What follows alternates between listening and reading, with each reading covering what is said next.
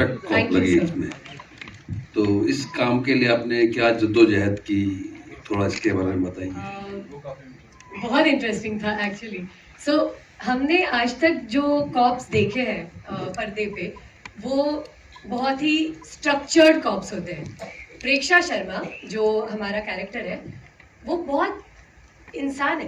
Like वो she is very human. उसमें वो मिस्टेक्स करती है, वो इम्पल्सिवली बिहेव करती है, और वो करेक्ट नहीं है, वो कूल है। So that was his brief.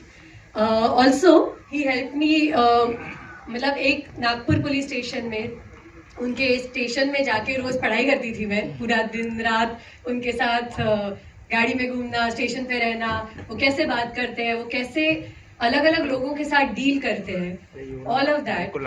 So physically there was preparation, mentally there was preparation, and सबसे डिफिकल्ट एंड सबसे इम्पोर्टेंट पार्ट वाज जो रेगुलर सेट पैटर्न है दिमाग में कि कॉप्स ऐसे होते हैं, ऐसे स्क्रीन पे दिखते हैं, वो ब्रेक करना। सो या गुड। एंड डायरेक्टर साहब, फिल्म में बैकग्राउंड म्यूजिक हमको बड़ा अच्छा लगा। थैंक्स उदय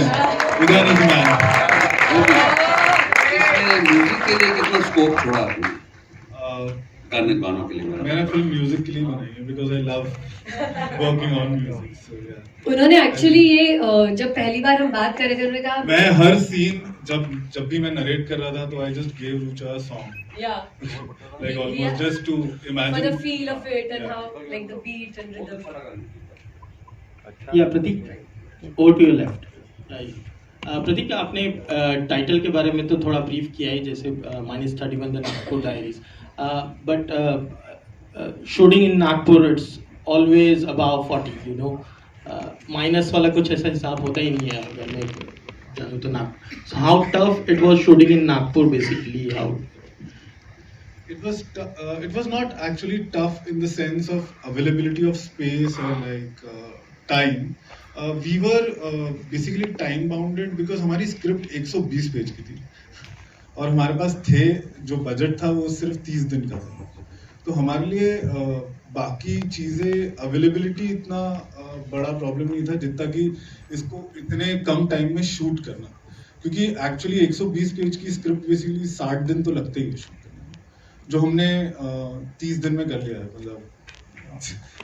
तो हाँ, एंड एक्चुअली सरप्राइजिंग, हम में से कोई माइनस नहीं हुआ। हाँ, कोई माइनस नहीं हुआ, बट हाँ यार, hats off to the team, like they were on it.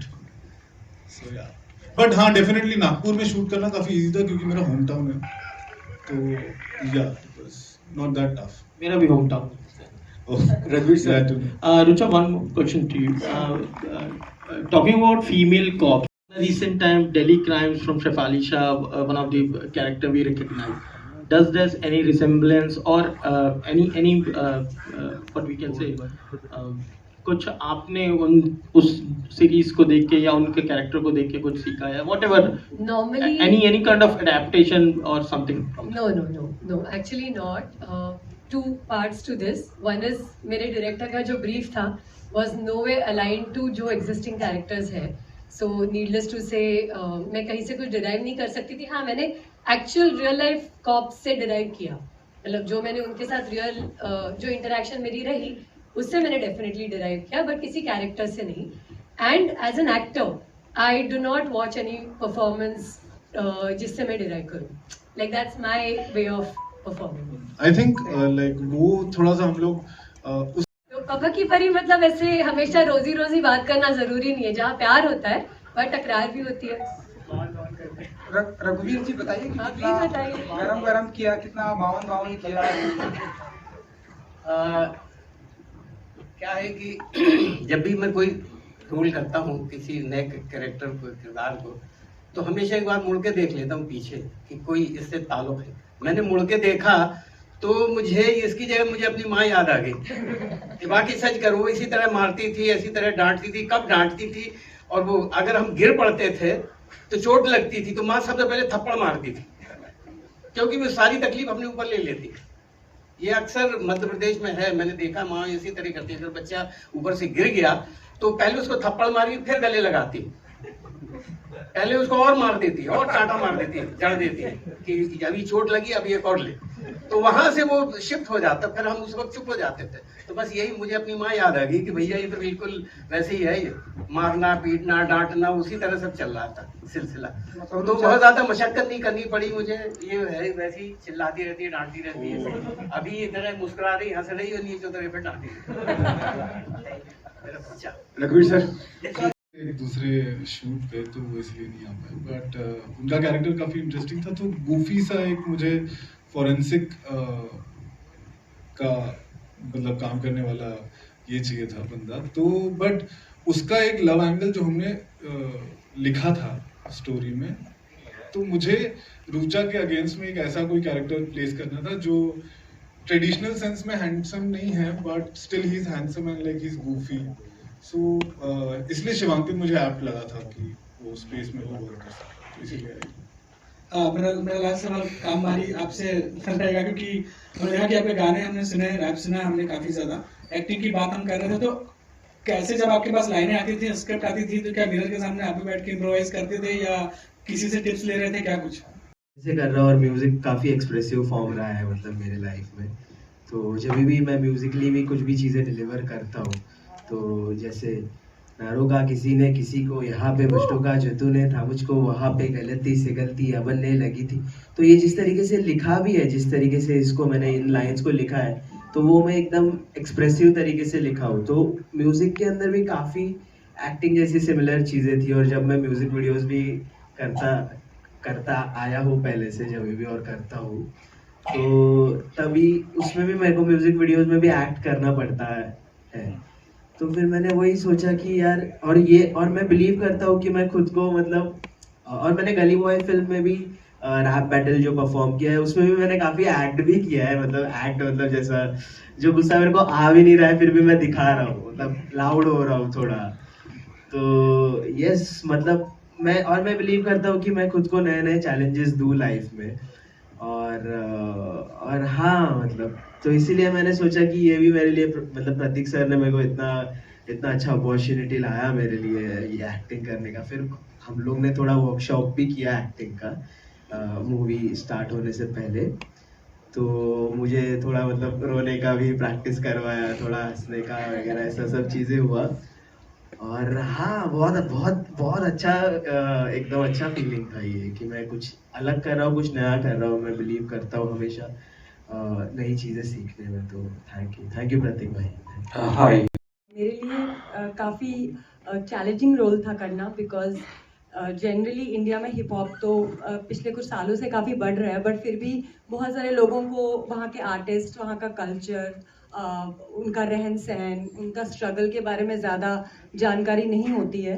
तो जब मैं इस रोल के लिए प्रिपेयर कर रही थी, तो I spend some time like seeing the videos from that world, और वहाँ के लोगों, बहुत सारे इंटरव्यूज़, बहुत सारे डॉक्यूमेंट्रीज देखे। तो एक नया कैरेक्टर प्ले करने का मौका मिला, जिसका हमारी रियल लाइफ से ज़्यादा सरोकार नहीं है। So it was very challenging and I really liked to be a rapper, because these people they come from very humble backgrounds, but उनके अंदर जो आग होती है, जो पैशन होता है करने का, चाहे कितने भी रिसोर्सेज कम हो, but still they put their work out there and people like it. So it's very inspiring also for me. कि हीरो मत बनो हमेशा और स्मार्ट वर्क करो। तो क्या आपका करियर भी इसी बिलीफ पे रहा है आपको? हाँ, बिल्कुल रहा है सर, माइक प्लीज। जी, बिल्कुल रहा है। और मैं ऐसा लगता है कि ज़िंदगी बड़ी छोटी है, करना बहुत कुछ है, और मैं सीखने पे बिलीव करता रहता हूँ, हमेशा सीखते रहता हूँ।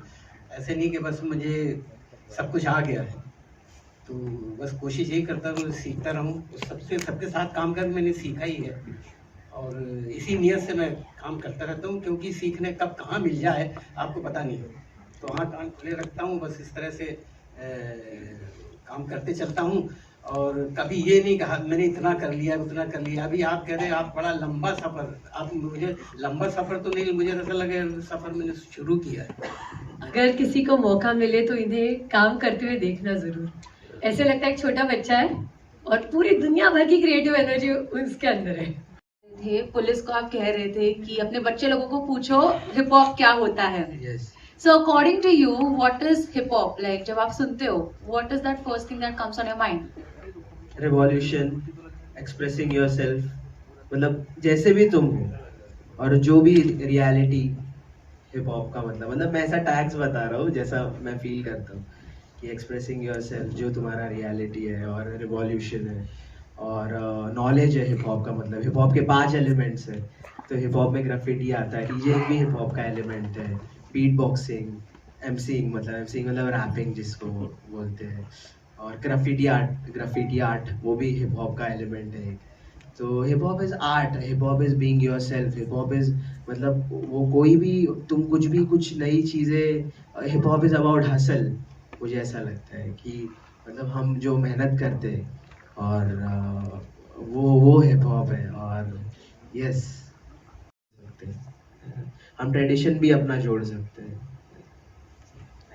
जहाँ तक थैंक यू फॉर दैट।